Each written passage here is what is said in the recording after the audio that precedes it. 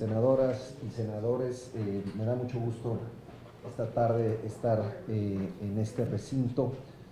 Para nosotros en CONSAR y para mí en lo particular es un gran honor poder dirigirme a ustedes en esta oportunidad para darles un panorama general y entrar a todo el detalle que ustedes consideren respecto a la evolución que lleva el sistema del ahorro para el retiro, que recientemente cumplió 21 años de operación. Me acompañan algunos colaboradores de CONSAR. La CONSAR es una institución del Estado mexicano, conformada básicamente por funcionarios públicos de carrera, trayectorias de más de 15, 20 años en el servicio público. 321 funcionarios trabajan todos los días para cuidar el ahorro de todos los mexicanos. Entonces, de manera muy breve y agradeciendo nuevamente, senadora Valencia, por la oportunidad de estar aquí ante esta comisión, preparamos una breve presentación que tiene como propósito pues, enmarcar algunos de los temas que atañen al pues, importante tema de las pensiones y, por supuesto, de ahí seguramente surgirán algunas dudas, inquietudes, preguntas que intentaré ir respondiendo de acuerdo al orden del día que ustedes acaban de señalar. Una breve introducción. Para situar el fenómeno de las pensiones, el tema de las pensiones, lo primero que debemos entender es el factor demográfico. Siempre en oportunidades como esta y en oportunidades donde tenemos la oportunidad de acercarnos al público en general, comenzamos hablando de la demografía porque es al final del día el centro de nuestro quehacer diario y ahora va a quedar claro por qué. En el mundo está ocurriendo un cambio fundamental, paradigmático, sísmico, que tiene que ver con un cambio en la demografía del planeta. Durante todo el siglo XX, la mayor parte del siglo XX, la población mundial creció a tasas muy aceleradas hasta llegar a un nivel actual de prácticamente 7.5 mil millones de habitantes en el planeta. A lo largo de todo el siglo XX, este número mantuvo una tasa creciente, con una tasa de crecimiento superior al 2% durante prácticamente todo el siglo. Sin embargo, desde hace 20 años, aproximadamente 15 años, obviamente dependiendo de los países a los que nos refiramos, empezó a darse un cambio en la tendencia. Es decir, el ritmo de crecimiento de la población empezó a disminuir. Y si bien la población mundial sigue creciendo, el ritmo a la que crece ha venido a la baja. Y es la primera vez en más de 300 años que se observa un fenómeno de esta naturaleza, que se explica básicamente por dos fenómenos. Uno, un aumento sin precedentes en la esperanza de vida de la población mundial. No hay continente que no esté experimentando un aumento en su esperanza de vida. Por supuesto, hay diferencias notables y notorias entre lo que son los países desarrollados y los países en desarrollo, pero en general todo el planeta está observando un aumento en la esperanza de vida gracias a distintos fenómenos. Descubrimientos médicos sin precedentes, condiciones de vida mejores de la población, mayor cuidado de la salud por parte de todo el planeta, y eso ha llevado a que la esperanza de vida hoy de una persona al nacer, en promedio en el mundo es de 71 años, pero hay obviamente grandes diferencias. En África, por ejemplo, tenemos países cuya esperanza de vida es de 50 años y tenemos países como Corea o como Japón, cuya esperanza de vida ya está rondando los 90. Por otro lado, al mismo tiempo, se está observando una caída histórica en la tasa de fertilidad a nivel global. Esta tasa de fertilidad, que durante décadas se mantuvo por arriba de 3 hijos por mujer, actualmente ya se ubica en niveles de 2 hijos por mujer, y hay zonas del planeta donde tienen entre 1 y hasta menos de 1 hijo por mujer. mientras que en otras zonas todavía se mantiene este nivel por arriba. La combinación de los dos factores, la caída en la tasa de fertilidad junto con el aumento en la esperanza de vida, ha dado como resultado un envejecimiento de la población. Ese envejecimiento de la población no tiene precedentes en la historia de la humanidad. Y eso es algo que el planeta apenas está empezando a, digamos, a asumir o a reconocer como un reto fundamental de las próximas 3 o 4 décadas, porque el flujo de adultos mayores en las próximas décadas va a ser vertiginoso. Y ahorita les mostraré algunos datos. Este fenómeno es global, reitero, no es privativo de México. Ahora les daré algunos datos del caso mexicano. La demografía está cambiando y por tanto los sistemas de pensiones están cambiando. Están cambiando en todo el mundo porque tienen que adecuarse a una nueva realidad. Cuando surgieron los sistemas de pensiones en el planeta, específicamente hacia fines del siglo XIX en la Alemania de Bismarck, las esperanzas de vida en aquel entonces en Alemania rondaban probablemente poco más de 60 años, la esperanza de vida. Hoy un alemán al nacer tiene esperanzas de vida superiores a 85 años. Entonces, surgen los sistemas de pensiones como una forma de proteger la vida de los trabajadores que durante mucho tiempo dedicaron su vida a la labor productiva, pero las esperanzas de vida eran bajas y por tanto el tiempo que había que financiar una pensión pues era poco.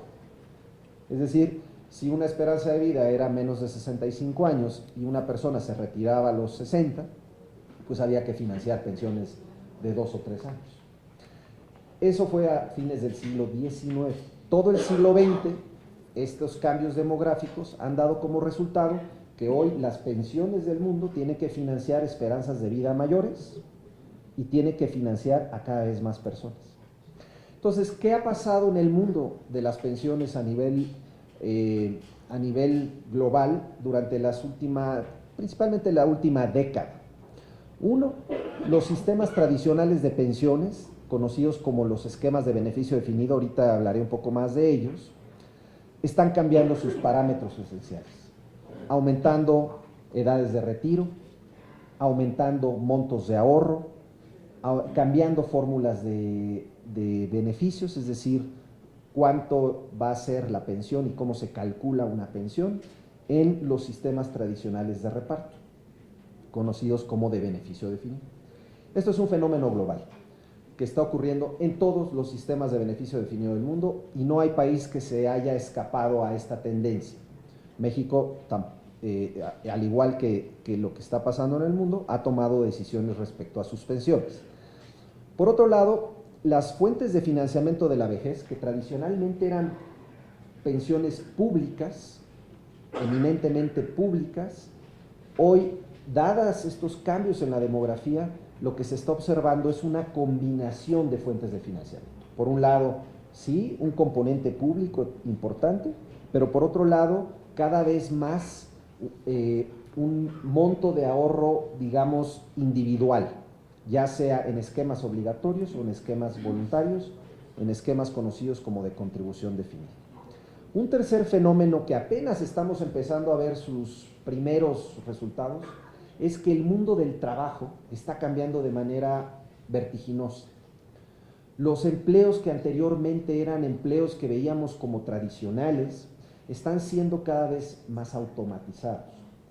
Lo que está ocurriendo en el mercado del trabajo también, lo que observamos es que las carreras laborales largas en empresas de trabajadores que llegaban a los 20 y se jubilaban a los 60 están cada vez más en desuso.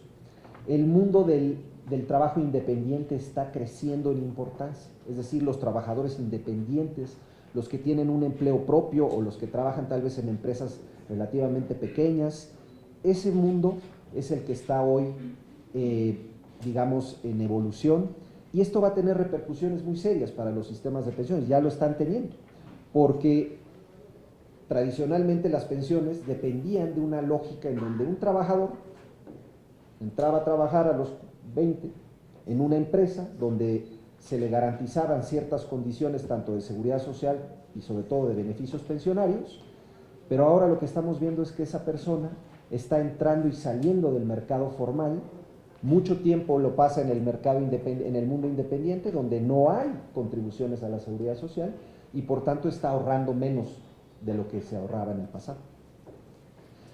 Cuarto aspecto también muy relevante, los rendimientos que se pagan a las pensiones. En todo el mundo, los últimos números que acaba de dar a conocer la OECD y otros organismos señalan que los activos pensionarios en el mundo más o menos deben de andar rondando los 40 trillones de dólares.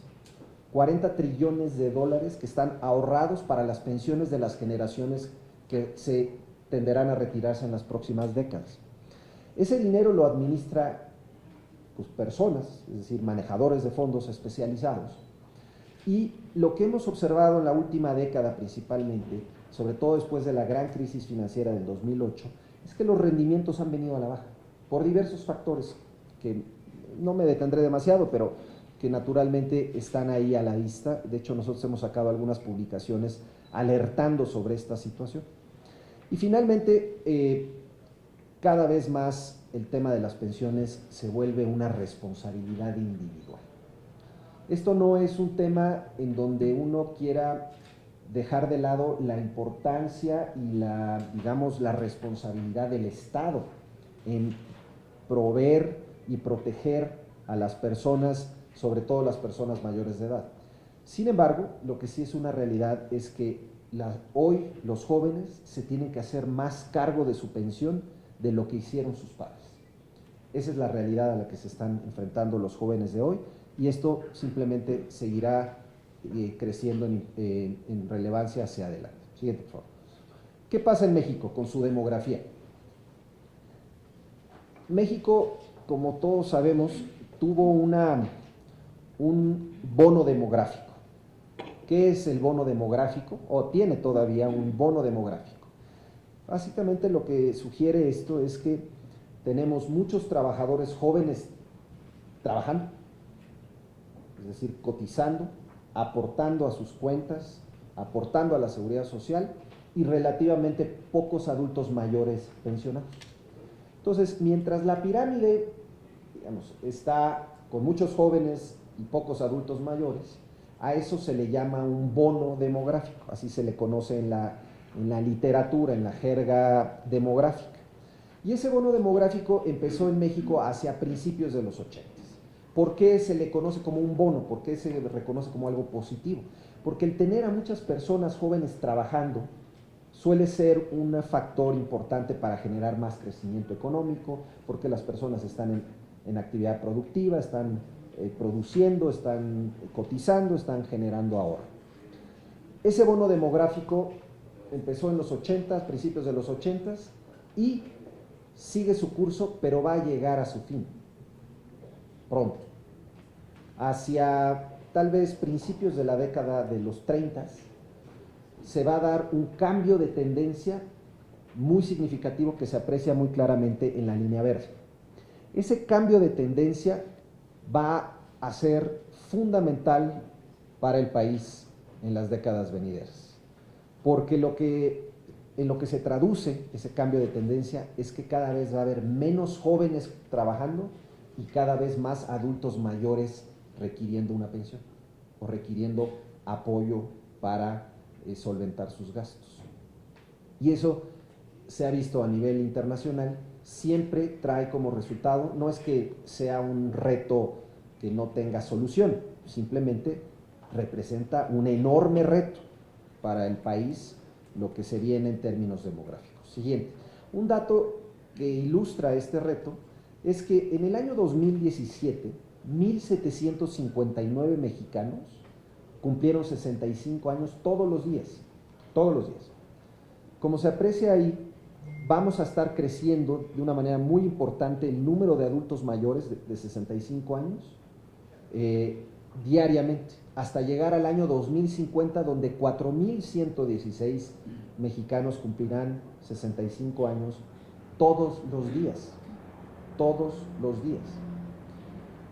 Por supuesto, el reto de tener buenas condiciones de vida para nuestros adultos mayores crecerá en los años venideros. Y por tanto, de ahí surge, y ahora sí ya entro a la materia, siguiente por favor, de ahí surge la CONSAR, el sistema de pensiones actual, de estos cambios demográficos muy importantes que ya se vislumbraban hacia mediados de la década de los 90. Lo primero que se hizo en México, y este es un breve cronograma de lo que se ha hecho en las últimas décadas, en el año 1992 se creó lo que hoy es el sistema de ahorro para el retiro. En aquel momento, los trabajadores afiliados al IMSS y al ISSSTE hacían aportaciones a un gran fondo colectivo que administraba el IMSS y el ISSSTE, y esas aportaciones entraban a ese fondo colectivo que le servía al IMSS y al ISSSTE para pagar las pensiones en curso. En el año 92 se toma la decisión de aumentar la aportación, pero individualizarla. Que ese ahorro adicional, que es una aportación del 2% del salario base de cotización, no entrara a esa gran bolsa colectiva de recursos, sino que quedara individualizada en una cuenta a nombre de cada una de las personas. Ahí todavía no nacían las AFORES. Este es un preámbulo de lo que vino después en el año 97. En el año 94, ya vislumbrándose lo que sería el nuevo sistema de pensiones, se crea la CONSAR. Somos un órgano desconcentrado de la Secretaría de Hacienda y somos una institución que desde su origen nació siendo una institución técnica, básicamente conformada por economistas, actuarios, financieros, abogados que se dedican, operativos, a velar porque el ahorro de los mexicanos esté bien resguardado. En el año 95 se lleva a cabo una muy importante reforma a la Ley del Seguro Social que da vida al sistema actual de cuentas individuales. Ahí desapareció el viejo sistema colectivo, digamos, de beneficio definido y se transformó en un sistema de cuentas individuales, administradas por las nuevas entidades conocidas como las AFORES, las administradoras de fondos para el retiro, que no son bancos, no son aseguradoras, son entidades financieras dedicadas exclusivamente a la gestión y a la inversión de los recursos de los trabajadores del país. En el año 2007, el 1 de julio del año 97, entra en marcha el nuevo sistema de pensiones, surgen las AFORES, se empiezan a afiliar los trabajadores a las AFORES y las cuentas individuales de cada uno de los trabajadores a su nombre a partir de ese momento. En el 2007 se hace una reforma muy importante también en este Congreso de la Unión, que da vida a que los trabajadores afiliados al ISSSTE se integran al sistema de cuentas individuales. Y posteriormente, en el año 2008, se reforma el sistema de pensiones de la Comisión Federal de Electricidad, el sistema de pensiones del IMSS, el denominado RJP, y más recientemente, en el año 2015, se reforma el sistema de pensiones de Pemex, como ustedes lo saben. Siguiente, por favor. Ya mencioné, la CONSAR, nuestra labor diaria, cotidiana, es velar porque el ahorro de los mexicanos esté bien resguardado, seguro, y que los mexicanos puedan dormir tranquilos de que hay alguien que está vigilando que su ahorro de largo plazo esté siendo bien invertido y bien administrado. Siguiente, por favor. ¿Cómo funciona el sistema? Para los trabajadores afiliados al IMSS, su dinero, su aportación, proviene de tres fuentes. Del trabajador, que aporta un 1.125% de su salario, de cada 100 que gana aporta un peso. Nos regresamos al anterior, por favor. 1.125%. El gobierno aporta 0.225 a cada una de las cuentas individuales, aunque a los trabajadores de menores ingresos le aporta más a través de lo que se conoce como la cuota social, y el patrón aporta 5.15% a la cuenta. En conjunto, 6,5% del salario base de cotización ingresa a la cuenta individual cada mes. En el caso de los trabajadores afiliados al ISSSTE, tiene solamente dos fuentes. Una es del trabajador, que aporta 6.125%, muy distinto a la del trabajador IMSS, y el patrón, que es en este caso el propio gobierno federal, aporta el 5.17% del salario. En total, 11.3%. Entonces, de entrada, lo primero que se aprecia es que las aportaciones entre los trabajadores afiliados al IMSS y los del ISSSTE son distintas. Siguiente, por favor. ¿Cómo fluye el dinero? Porque esto constantemente nos los preguntan. Hay más de 900,000 patrones en el país. 900,000 patrones que tienen dado de alta a trabajadores, ya sea al IMSS y en el caso obviamente del sector público federal, a los trabajadores al servicio del Estado afiliados al ISSSTE. Los patrones pagan sus aportaciones de seguridad social obligatorias a través de un mecanismo en donde en automático hacen el depósito de sus 3, 5, 100, 1000 trabajadores. Ese dinero entra a una entidad receptora que es un banco. Banco de México verifica esos recursos, de alguna manera sirve como un filtro. Y tenemos una empresa creada expresamente en la reforma del 95, que es una empresa procesadora de la base de datos nacional del SAT. Vamos a llamarles como una especie de caja en donde el dinero se distribuye a los más de 60 millones de cuentas individuales. Es decir, es una empresa tecnológica creada expresamente para gestionar centralizadamente toda la información de la base nacional de datos del sistema del ahorro PAN Retiro. Esa empresa es una empresa que es una concesión del Estado, los dueños son las propias AFORES, pero es una concesión del Estado. Y bueno, una vez que Procesar hace el trabajo, digamos, de reconocer toda la información, las AFORES dispersan todo el ahorro que recibe cada uno de los trabajadores de su patrón. Y el trabajador, al momento de recibir su estado de cuenta o a través de su consulta que haga en internet o en su teléfono celular, podrá ver cada vez que le entra dinero a su cuenta individual y podrá seguir muy de cerca cuánto le está ingresando, que se haya hecho el depósito correcto, que le estén aportando lo que le corresponde de acuerdo a su salario, etc. Siguiente, por favor. Y el sistema está conformado por cuentas individuales a nombre de cada uno de los trabajadores. Un trabajador que empieza a cotizar al IMSS o al ISSSTE, obligatoriamente se le tiene que abrir una cuenta individual, se le tiene que empezar a depositar recursos y las AFORES reciben el dinero, lo dispersan, lo invierten, muy importante, lo invierten en distintas alternativas de inversión y de acuerdo a la edad del trabajador es el nivel de riesgo que asume la AFORE para invertir el ahorro de los mexicanos. Siguiente, por favor. Y el ahorro en este sistema genera un círculo virtuoso importante para la economía del país. Silencioso porque no lo vemos, pero ahí está. ¿A qué me refiero? Toma la AFORE el dinero, lo invierte en las distintas alternativas que tiene a su alcance. Esas alternativas están determinadas por las reglas de la CONSAR. Sirve ese dinero para financiar proyectos productivos y empresas nacionales principalmente, que generan empleos y que por tanto detonan actividad económica, crecimiento económico. Ha sido uno de los grandes factores de estabilidad macroeconómica del país durante los últimos 20 años y al mismo tiempo, a cambio de ello, se le paga un rendimiento al trabajador que le permite que su ahorro vaya creciendo en el tiempo. Esto se repite una y otra vez. ¿Dónde invierten las AFORES el dinero de los mexicanos? Siguiente, por favor. En todas las actividades económicas del país hay dinero de las AFORES y es dinero de los trabajadores del país, no es dinero de las AFORES.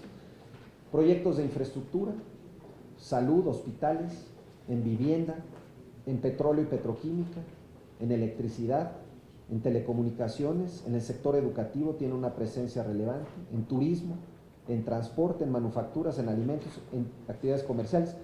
En todas las actividades económicas relevantes del país, las AFORES tienen ahorro de los trabajadores invertido. Siguiente, por favor. Y bueno, ¿cuáles son los beneficios de contar con un sistema de esta índole? Por un lado, ya mencioné, hay un círculo virtuoso en donde el ahorro está dando vueltas, generando empleo, generando actividad económica. Se le pagan rendimientos atractivos al trabajador que le permite que crezca su ahorro. Hay plena transparencia de los recursos. Nosotros publicamos mensualmente cuánto ahorro hay en el sistema. Todos los días se puede conocer cuánto vale el ahorro de los mexicanos, todos los días. Se puede saber en qué está invertido a un nivel de detalle suficiente